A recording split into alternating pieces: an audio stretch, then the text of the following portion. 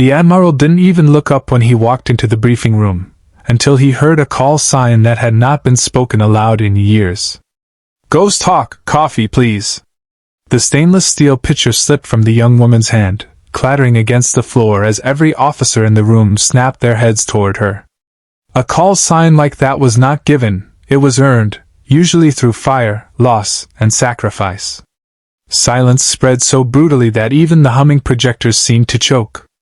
And as she slowly lifted her eyes, the Admiral's expression changed: shock, disbelief, and something far deeper.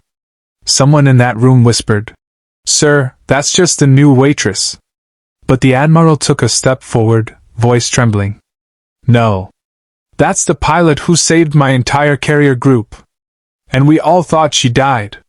This was the moment no one expected, the moment a forgotten hero was pulled back into the light. Mira Hale had learned to make herself invisible. Working in the naval base's internal café wasn't glamorous, but it paid enough to support her grandmother and kept her close to the airfield she could no longer fly from. Most officers barely glanced at her. She liked it that way. Being unseen meant no questions. No questions meant no memories. And memories were the one thing she could no longer survive. Every morning before dawn, she walked past the very runway where her old squadron once roared into the sky. She never looked up when jets screamed overhead. She couldn't. The sound used to be her heartbeat. Now it was a reminder of everything she'd lost. Her right shoulder still ached from the crash. Her medical discharge paperwork still sat in a drawer at home, a silent death sentence to her dreams. And her call sign, Ghosthawk, was buried in a sealed box along with her flight gloves. No one at the cafe knew who she was. To them, she was just Mira, the quiet girl with tired eyes who worked hard, talked little, and avoided anything that smelled like the past. But the past had a way of finding people. On the morning everything changed, the base was buzzing. A classified briefing was being held for high-ranking officers, and Mira was asked to serve coffee inside the room. She didn't want to go. The pressure, the uniforms, the screens showing flight patterns, all of it threatened to drag her back into a world she no longer belonged to. But she needed the paycheck, so she pushed the cart forward, forcing her breaths to stay steady. When she entered, the room was already half full. Younger officers were flipping through digital tablets, serious faces illuminated by blue glow. The older ones spoke in low voices, the kind that carried decades of duty. Mira kept her head down and moved quietly from table to table, pouring coffee. Everything was fine until the door opened behind her. Admiral Rowan Strickland entered, the man whose reputation was feared and respected across every fleet.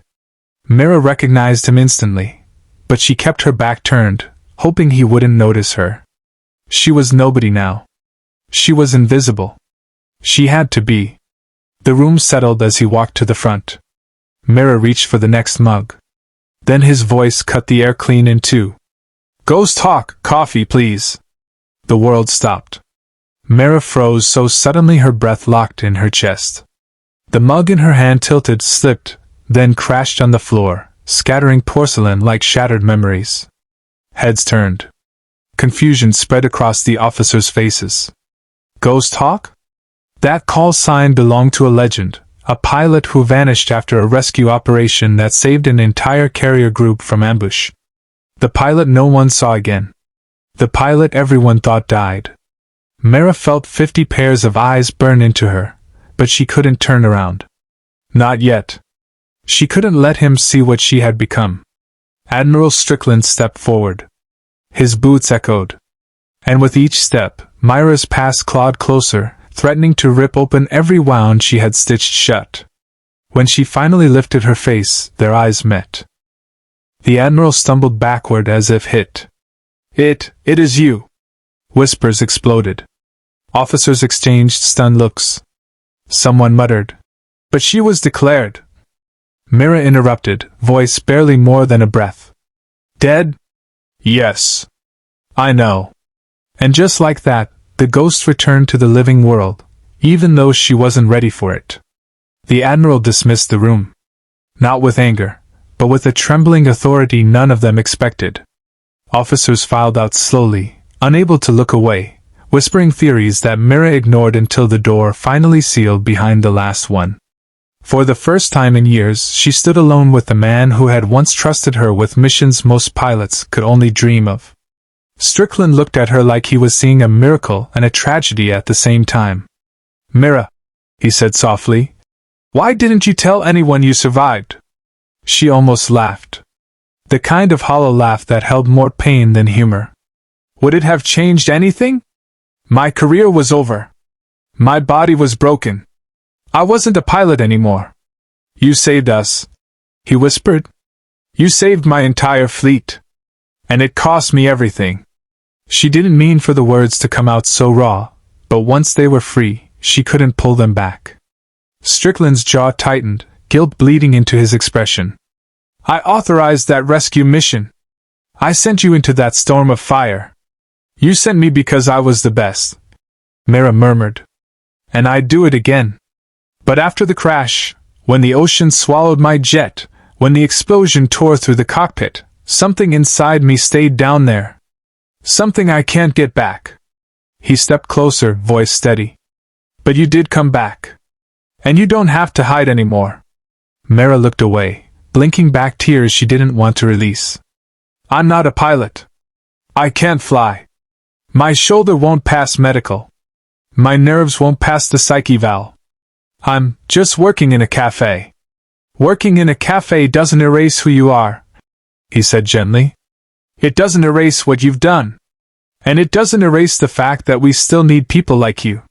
She shook her head. "The Navy doesn't need broken people." He placed a hand over his heart. "The Navy is full of broken people. That's how we become stronger." The words hit her harder than she expected. He didn't offer pity. He offered purpose. Strickland walked to the briefing table, tapping the screen awake. Mira turned reluctantly, watching flight paths and mission schedules appear. But then one window opened that made her breath hitch, a mounting crisis in the northern corridor, one that required a tactical mind who understood both fighter strategy and human cost. He looked back at her. "I can't put you in a cockpit. But I can put you in a room where decisions matter. Where your experience saves lives." Mira felt her pulse quicken. "You want me, in command?" "In your own way. Tactical advisor. Ground support. Intelligence coordination." He paused. Ghosthawk wasn't just the pilot. She was the strategist. And she's still here. For years she believed she was done. Finished.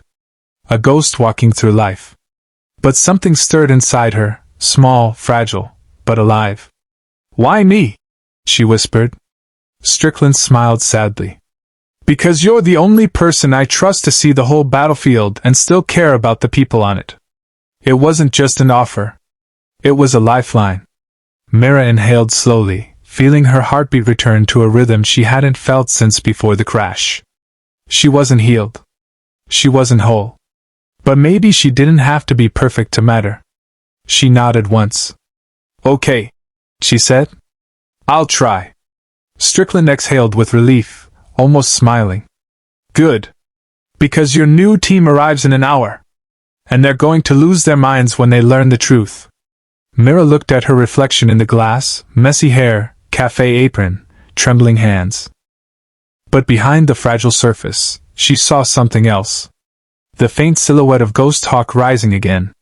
And for the first time in years, she didn't turn away.